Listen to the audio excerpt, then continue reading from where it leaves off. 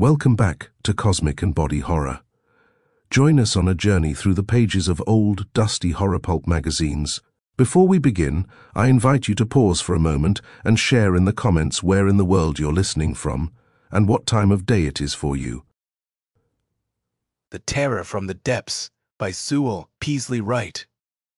Astounding Stories, November 1931. Good afternoon, sir, nodded Corey as I entered the navigating room. He glanced down at the two glowing three-dimensional navigating charts and drummed restlessly on the heavy frames. Afternoon, Mr. Corey. Anything of interest to report? Not a thing, sir, growled my fire-eating first officer. I am about ready to quit the service and get a job on one of the passenger liners, just on the off chance that something exciting might eventually happen. You were born a few centuries too late, I chuckled. Corey loved a fight more than any man I ever knew. The universe has become pretty well quieted down. Oh, it isn't that. It's just this infernal routine. Just one routine patrol after another. They should call it the Routine Patrol Service. That's what the silver sleeves at the base are making of it, sir. At the moment, Corey meant every word he said. Even old-timers develop cases of nerves now and then on long tours of duty in small ships, like the airtac.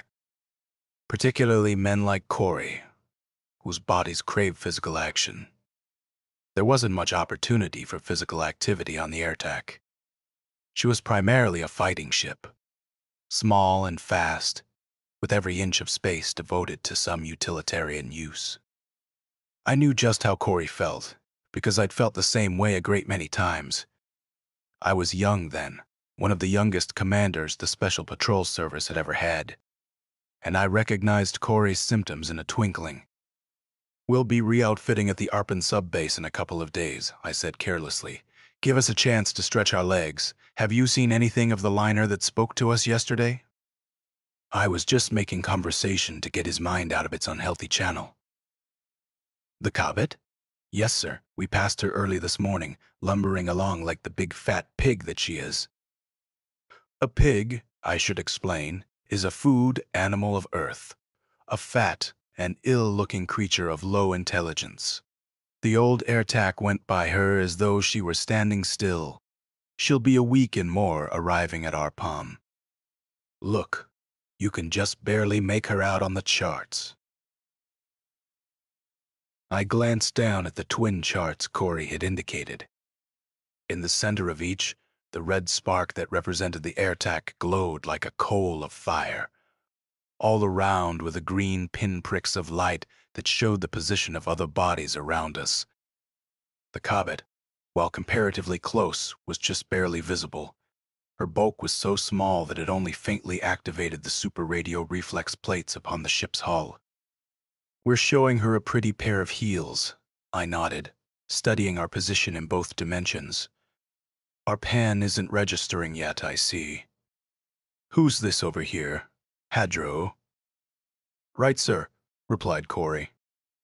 Most useless world in the universe, I guess. No good even for an emergency base. She's not very valuable, certainly, I admitted. Just a ball of water whirling through space. But she does serve one good purpose. She's a signpost. It's impossible to mistake.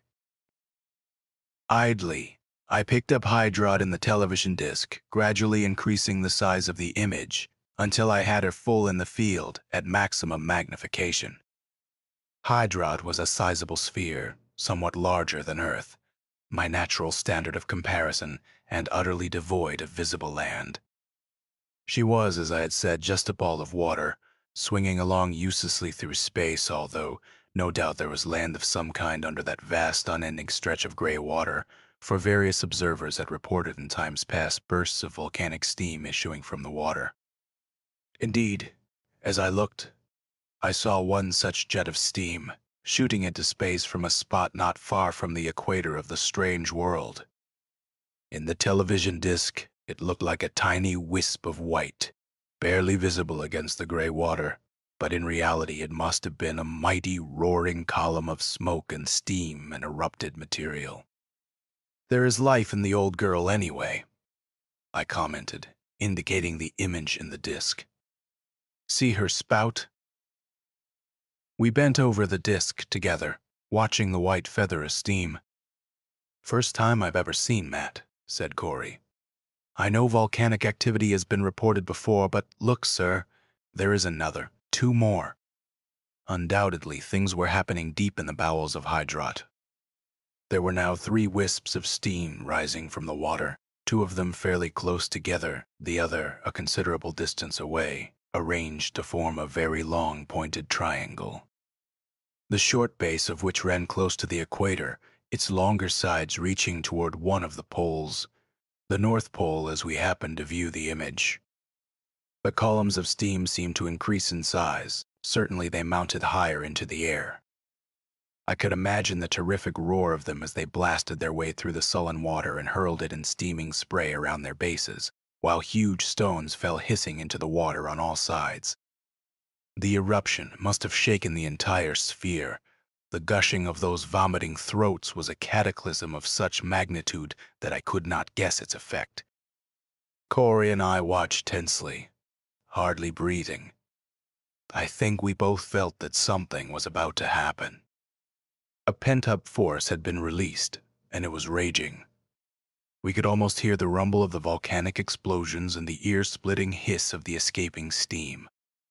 Suddenly, Corey clutched my arm. "Look," he whispered, "look!"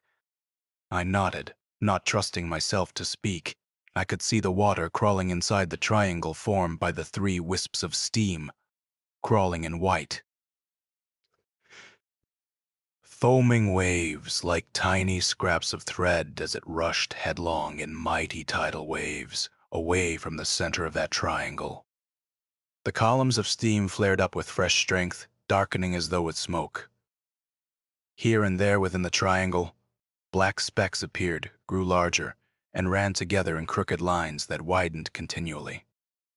"A new continent, sir," said Corey almost reverently. "We've seen a new continent born." Corey had put my thoughts into words.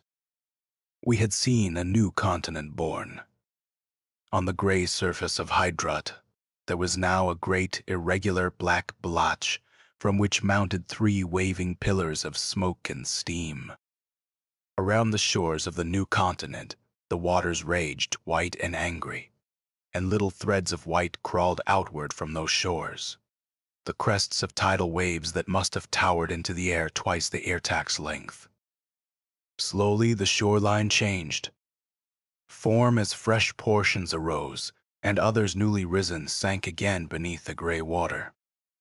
The wisps of steam darkened still more, and seemed to shrivel up, as though the fires that fed them had been exhausted by the travail of a new continent. "Think, sir," breathed Corey, "what we might find if we landed there on that new continent, still dripping with the water from which it sprang, a part of the ocean's bed, thrust above the surface to be examined at will. Couldn't we leave our course long enough to look her over?" I confess I was tempted. Young John Hanson, commander of the special patrol ship Airtak, had his good share of natural curiosity, the spirit of adventure, and the explorer's urge. But at the same time, the service has a discipline that is as rigid and relentless as the passing of time itself. Hydrot lay off to starboard of our course. Arpan, where we were to re-outfit, was ahead and to port, and we were already swinging in that direction. The Airtak was working on a close schedule that gave us no latitude. "I am afraid it can't be done, Mr. Corey," I said, shaking my head. "We'll report it immediately, of course, and perhaps we'll get orders to make an investigation." "In that case, not the Airtak," interrupted Corey passionately. "They'll send a crew of bug-eyed scientists there, and a score or so of laboratory men to analyze this, and run a test on that, and the whole mess of them will write millions of words apiece about the expedition that nobody will ever read." "I know." "Well, we'll hope you are wrong," I said, knowing in my heart that he was perfectly right. Keep her on her present course, Mr. Corey." "Present course it is, sir," snapped Corey. Then we bent together over the old-fashioned hooded television disc, staring down silently and regretfully at the continent we had seen born, and which with all its promise of interest and adventure we must leave behind, in favor of a routine stop at the sub-base on our pain. I think both of us would have gladly given years of our lives to turn the air-tack's blunt nose toward Hydrat, but we had our orders, and in the service, as it was in those days, an officer did not question his orders. Corey mooned around the Arpon sub-base like a fractious child. Kincaid and I endeavored to cheer him up, and Hendricks, the air-tack's young third officer, tried in vain to induce Corey to take in the sights. "All I want to know," Corey insisted, "is whether there is any change in orders. You got the news through to base, didn't you, sir?" "Right." All that came back was the usual "confirmed." No comment. Corey muttered under his breath and wandered off to glare at the Arpanians who were working on the airtack. Kincaid shrugged and shook his head. "He's spoiling for action, sir," he commented. Kincaid was my second officer, a cool-headed, quick-witted fighting man, and as fine an officer as ever wore the blue and silver uniform of the service. "I only hope. Message for you, sir." He indicated an Arpanian orderly who had come up from behind and was standing at attention. "You are wanted immediately in the radio room, sir," said the orderly, saluting. "Very well," I nodded, returning the salute and glancing at Kincaid. "Perhaps we will get a change in orders after all."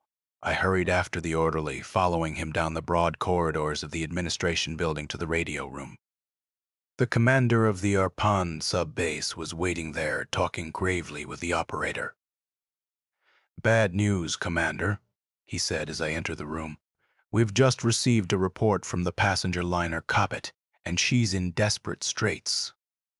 At the insistence of the passengers, the ship made contact with Hydrat and is unable to leave. She has been attacked by some strange monster, or several of them.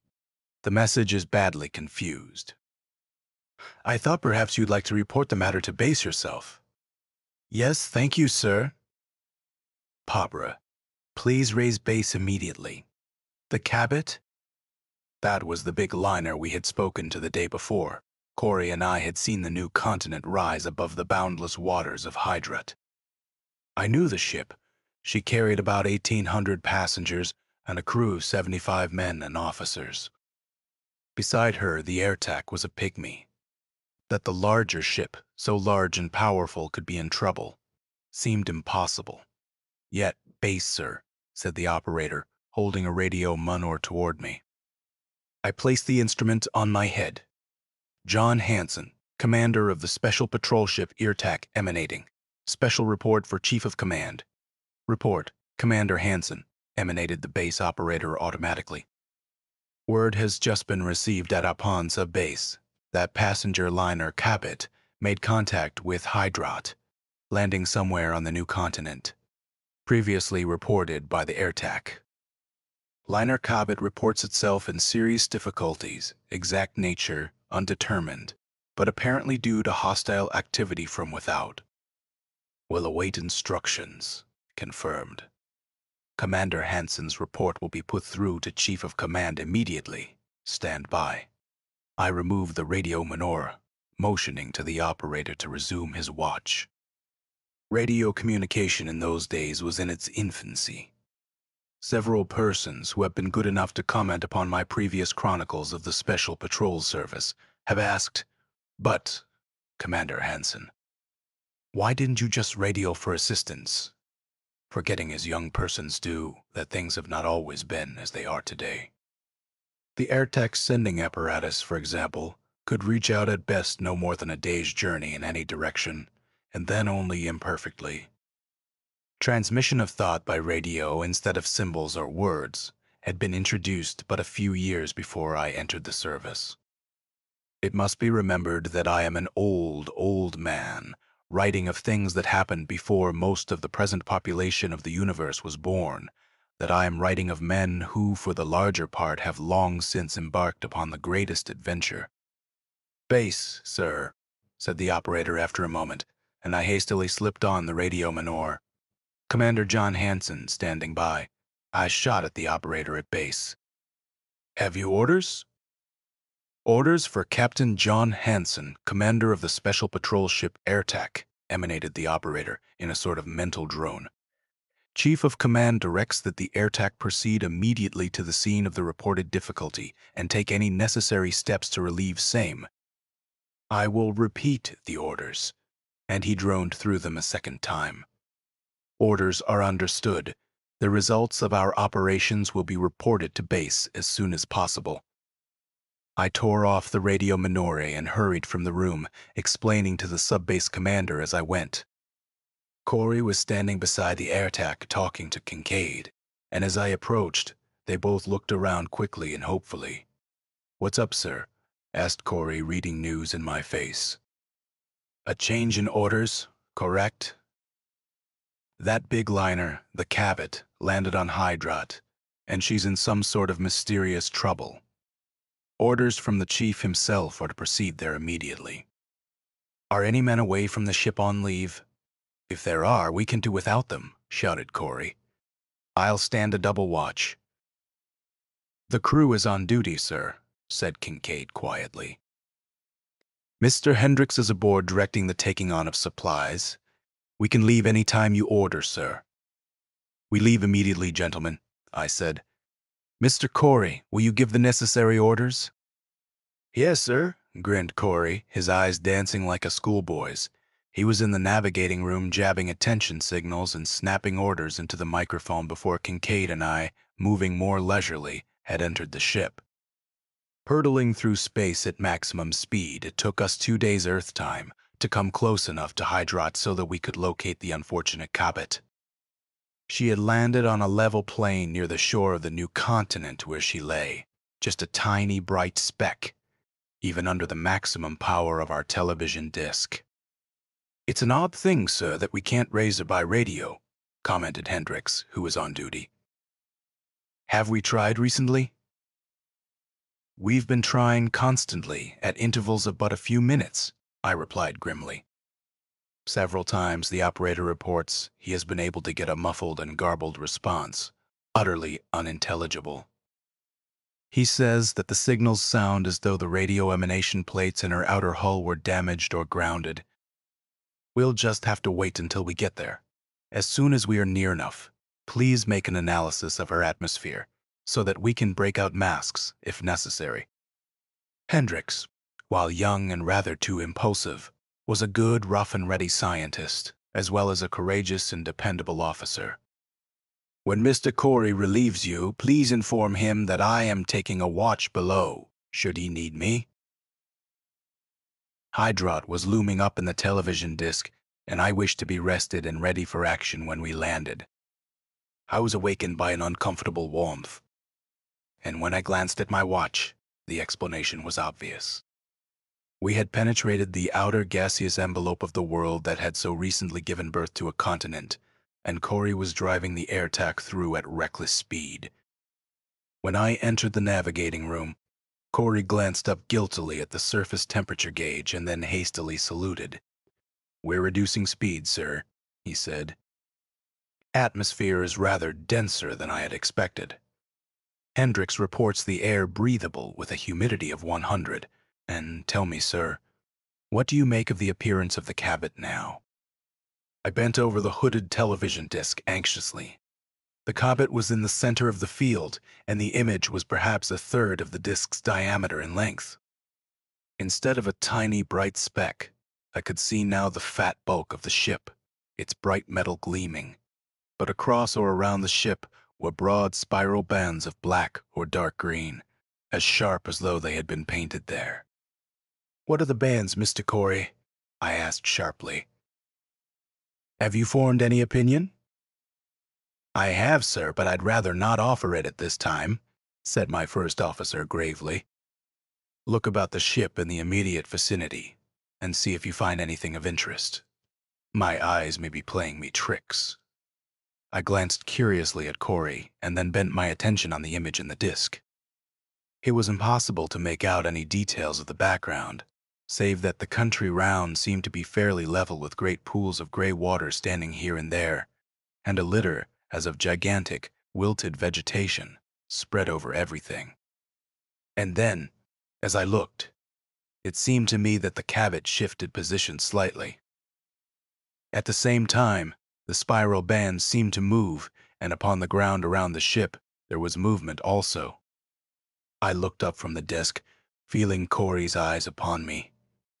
We stared at each other, neither wishing to speak, hardly daring to speak. There are some things too monstrous to put into words.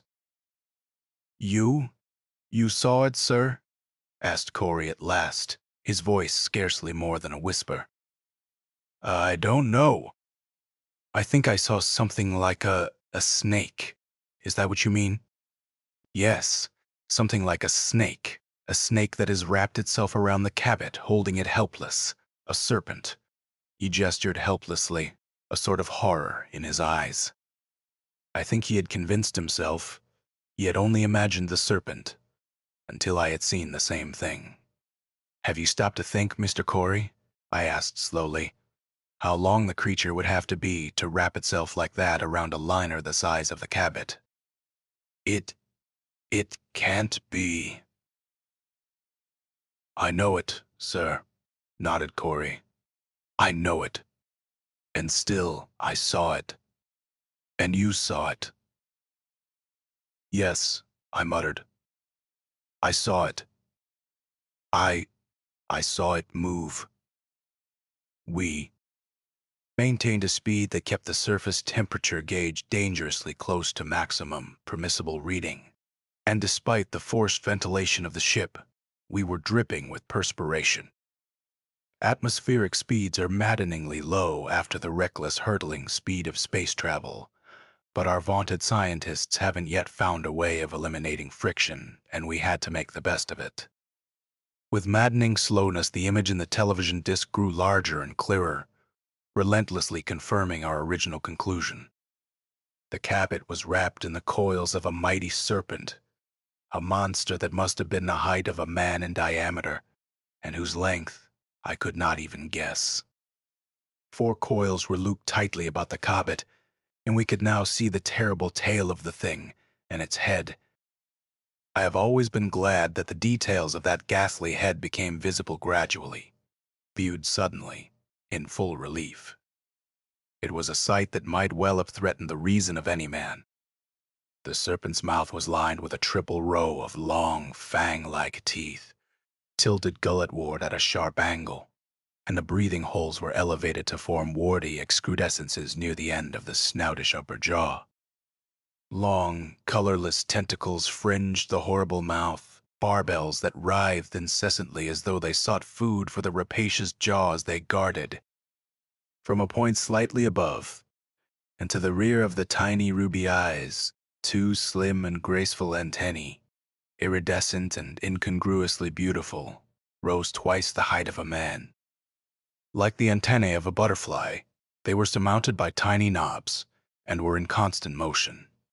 The whole head was armored with great plates, or scales, dark green in color, and apparently of tremendous thickness.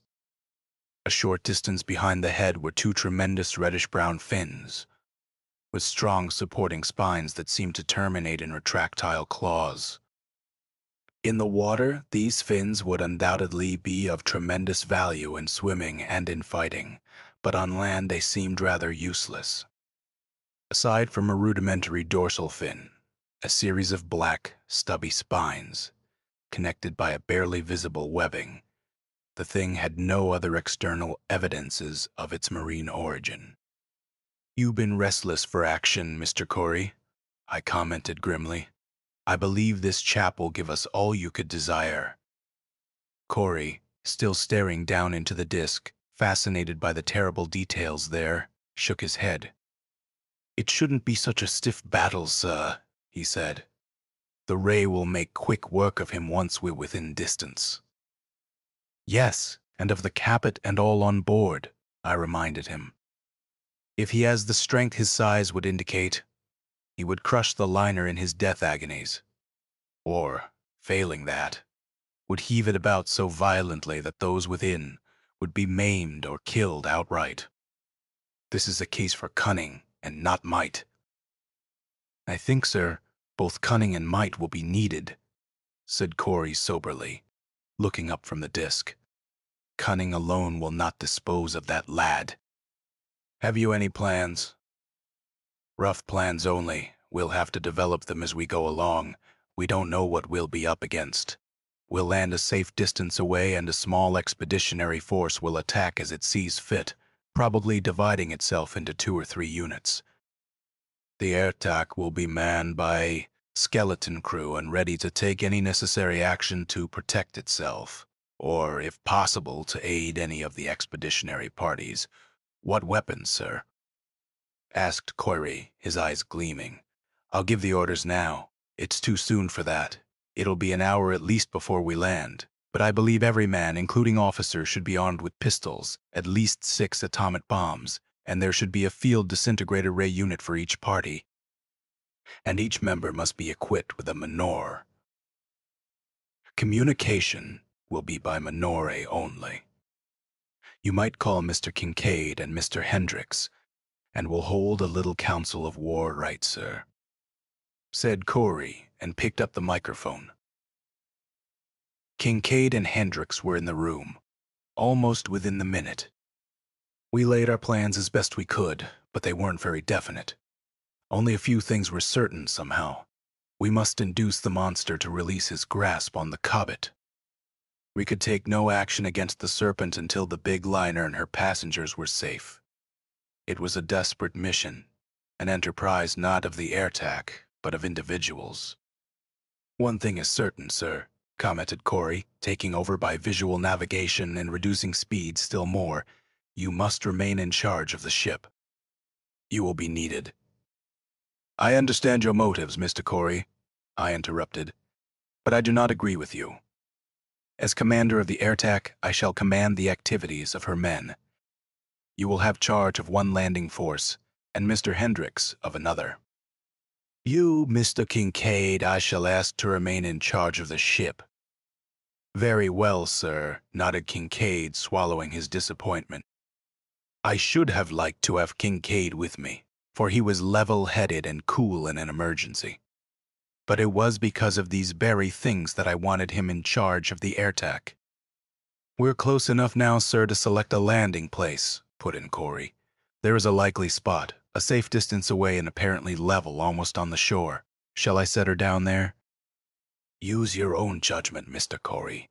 You may order the landing force to arm and report at the exit port. As soon as you have made contact, you and Mr. Hendricks will report to me there. Mr. Kincaid, you will remain on duty here. I am leaving the conduct of the ship entirely to your judgment, asking you to remember only that the rescue of the Cabot and her nearly 2,000 souls is the object of this expedition, and the safety of our own personnel cannot be given primary consideration. I understand, sir, nodded Kincaid gravely. He held out his hand in that familiar gesture of earth, which may mean so much more than men ever dare put into words, and we shook hands, silently. There were to be 3 landing parties of 5 men, and 1 officer each, 18 men against a creature that held a mighty passenger liner in its coils. I wish, sir, that I were going in your place, said Kincaid softly. I know that, but waiting here will be the hardest job of all. I am leaving that for you. I turned and hurried out of the room to make my entries in the log, perhaps my last entries, and secure my equipment. There are times in setting down these old tales of the Special Patrol Service as it was before they tacked a retired after my name and title, that I wish I had been a bit more studious during my youth. I find myself in need of words and possessed only of memories. I wish I could think of words that would describe the sight that confronted us when we emerged from the airtac and set foot upon the soil of that newly born continent of Hydrat, but I find I cannot. I have tried many times, and I find my descriptions fall far short of the picture I still carry in my mind. The ground was a vast, littered floor of wilted marine growths, some already rotting away, while others, more hardy, or with roots reaching into as yet undried ooze, retained a sort of freshness. Crab-like creatures scuttled in all directions, apparently feasting upon the plentiful carrion. The stench was terrible, almost overpowering at first, but after a few minutes we became accustomed to it, and in the intensity of the work we had undertaken, it was forgotten. Progress was not possible on the ground. Sheltered from the sun by the thick growths it supported, it was still treacherously soft. But the giant marine vegetation that had retained something of its vigor provided a highway, difficult and dangerous and uncertain, but passable. I remained with the party, taking the most direct route to the unfortunate Cabot, while Corey and Hendricks led the parties to my left and right respectively. We kept in constant touch with each other by means of our menores. "I believe," emanated Corey, "that the beast sees us." I had a good view of him a few seconds back, and his head was elevated and pointed this way. "It's possible," I replied. "Be careful, however, to do nothing to alarm or excite him. All men must keep under cover and proceed with as little noise and commotion as possible. I am going to see. Now, if I can get in touch with anyone on the Cabot, with full power, communication might be possible even through the Cabot's grounded hull." "It's worth trying," agreed Hendricks. "These new menores are powerful." I adjusted the little atomic generator to maximum and replaced the instrument on my head. On board the Cabot, I emanated, trying by sheer mental effort to drive the thought over that stinking waste and through the massive double hull of the liner. "Ahoy the Cabot! This is Captain Goal," flashed back the answer instantly. "Captain Goal of the passenger liner Cabot. You are from the air-tac?" "Commander Hansen of the air-tac emanating." "How are conditions on the Cabot?" "Ghastly." I could sense the feeling in the word faintly as it smote upon my consciousness. My officers are keeping the crew under some sort of control, but the passengers are unmanageable. They are frantic, insane with terror. 2 or 3 have already gone mad. I am on the verge of insanity myself. Have you seen the thing that has us trapped? Yes. We are coming to your aid. Tell your passengers to calm themselves. We'll find a way out of this somehow. You know the motto of our service. Yes. Nothing less than complete success. I've already issued a bulletin to the effect that I am in contact with your ship. I think it has had a good effect. The clamor is quieting somewhat. You don't know what a terrible strain this has been, sir. I could well imagine his mental state.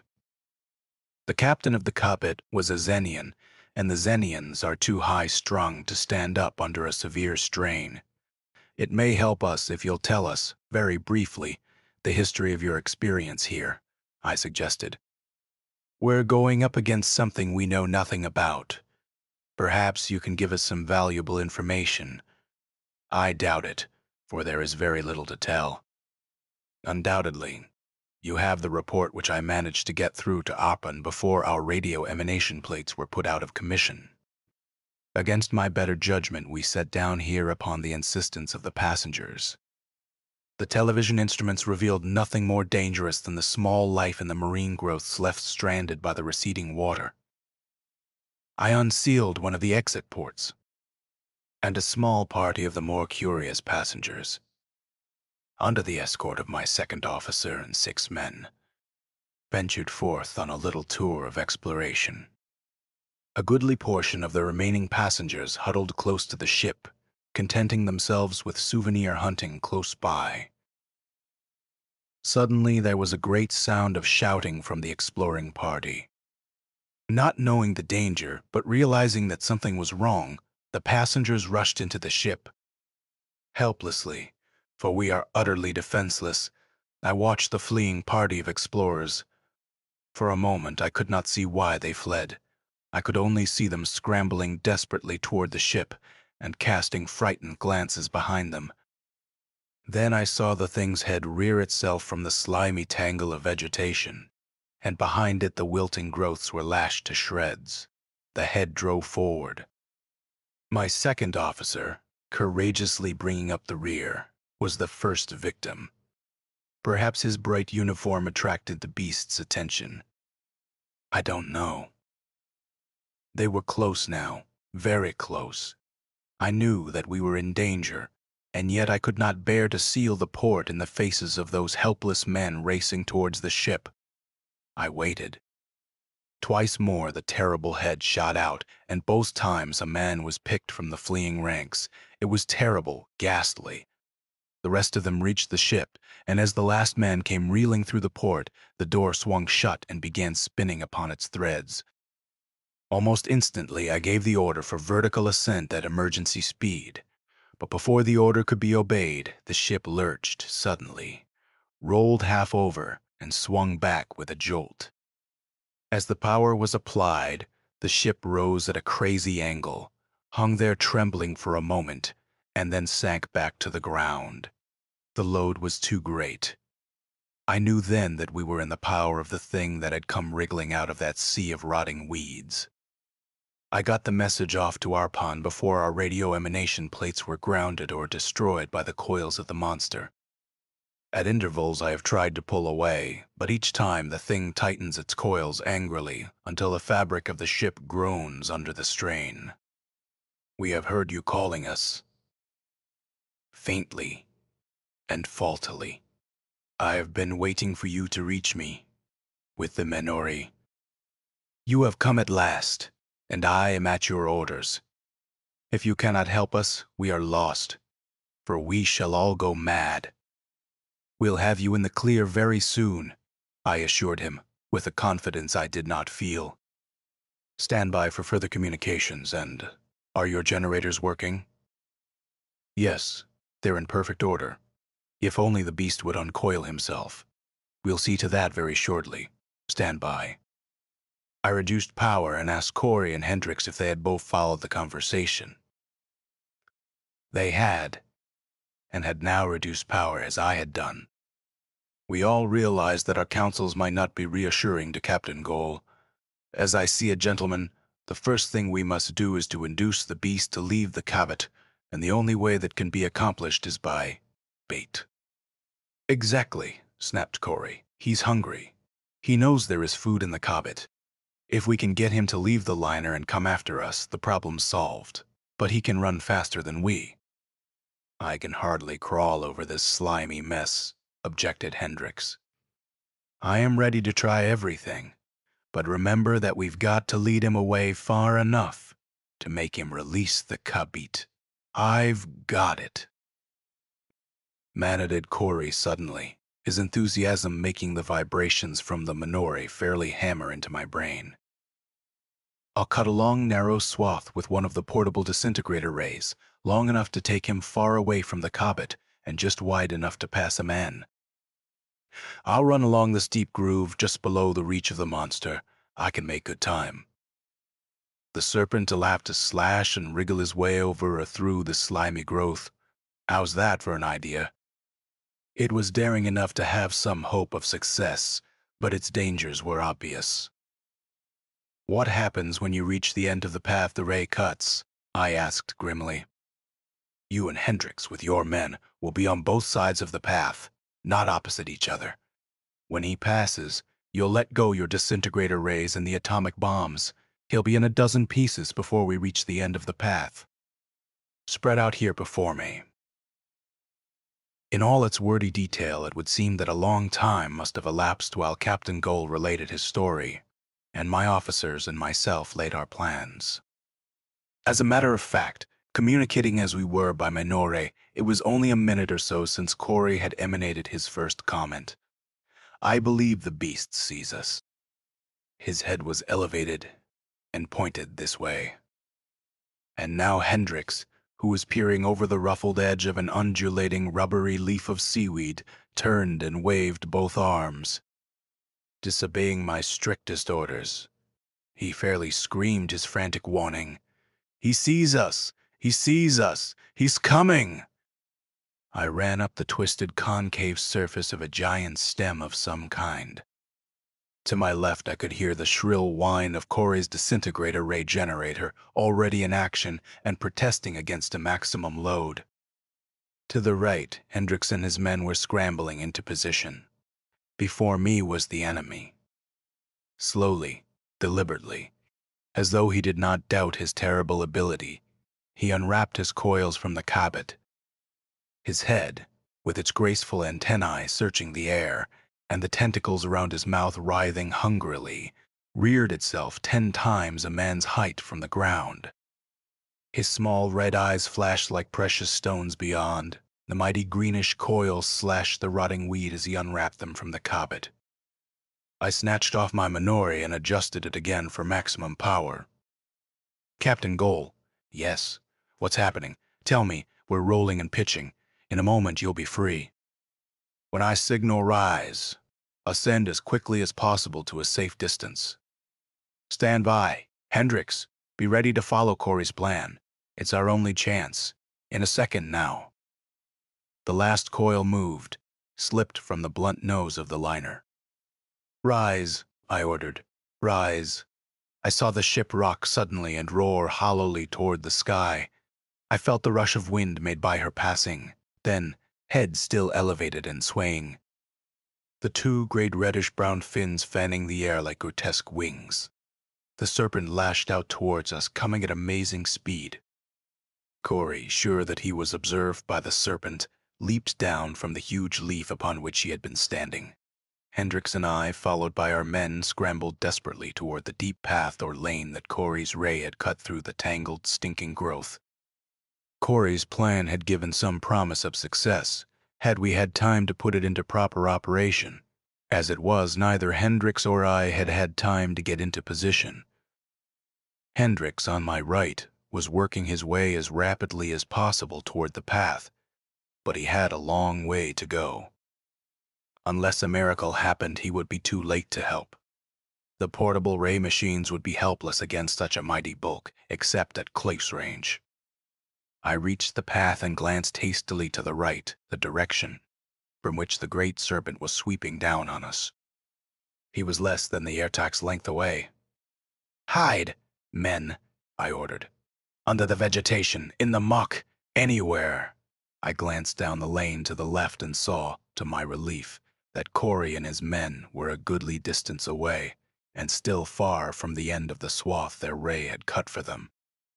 Then, with the monster towering almost over my head, I darted behind a spongy, spotted growth, listening, above the pounding of my heart, to the rapid slithering of the serpent's ponderous body. Of a sudden, the sound stopped. I was conscious of an excited warning from Hendricks. He stopped, sir. Run. He's seen you. Startled, I glanced up, directly into the hideous face of the snake. It seemed to me he was grinning. His mouth was partially open, and the pale, writhing barbels that surrounded his mouth seemed to reach out toward me. The long and graceful antennae were bent downward inquiringly, quivering tensely, and his small eyes glowed like wind-fanned coals of fire. The brownish fins were rigid as metal, the retractile claws unsheathed and cruelly curved. He was so close that I could hear the air rushing through his crater like breathing holes. For an instant we stared at each other, he with confident gloating, myself too startled and horrified to move. Then, as his head shot downward, I leaped aside. The scaly head raked the clothes from one side of my body and sent me sprawling and breathless into the welter of sagging weeds. I heard the sharp whine of my ray generator going into action, but I took no chances on the accuracy of my men. They were working under tremendous difficulties. As I fell, I snatched an atomic bomb from my belt, and as the horrid head drew back to strike again, I threw the bomb with all my strength. I had thrown from an exceedingly awkward position, and the bomb exploded harmlessly some distance away, showering us with muck and slimy vegetation. Evidently, however, the explosion startled the serpent, for his head slewed around nervously, and I felt the ground tremble under me as his mighty coils lashed the ground in anger. Scrambling to my feet, I seized the projector tube of the disintegrator ray and swept the beam upward until it beat upon that terrible head. The thing screamed a high, thin sound almost past the range of audibility. Reddish dust sifted down around me, the heavy dust of disintegration. In the distance, I could hear the slashing of the tail as it tore through the rubbery growth of weeds. With half his head eroded by the ray, the serpent struck again. But this time his aim was wild. The mighty head half buried itself in the muck beside me, and I swung the projector tube down so that the full force of the ray tore into the region above and behind the eyes, where I imagined the brain to be. The heavy, reddish dust fairly pelted from the ugly head. Curry had come running back. Dimly, I could hear him shouting, "Look out," I warned him. "Keep back, Corey." "Keep the men back. I've got him, but he'll die hard." As though to prove my words true, the head, a ghastly thing eroded into a shapeless mass, was jerked from the mud, and two tremendous loops of tortured body came hurtling over my head. One of the huge fins swung by like a sail, its hooked talons ripping one of Corey's men into bloody shreds.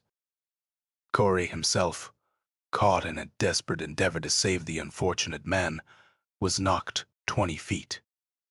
For one terrible instant, I thought the beast had killed Corey also. Gasping, Corey rose to his feet and I ran to assist him. "Back, men," I shouted. "Hendricks, get away as far and as fast as you can. Back, back." Half dragging Corey, who was still breathless from the blow, I hurried after the men. Behind us, shaking the earth in his death agonies, the monstrous serpent beat the plain about him into a veritable sea of slime. From a point of vantage, atop the air tack, we watched for the end. "I have never," said Corey in an awed voice, "seen anything take so long to die."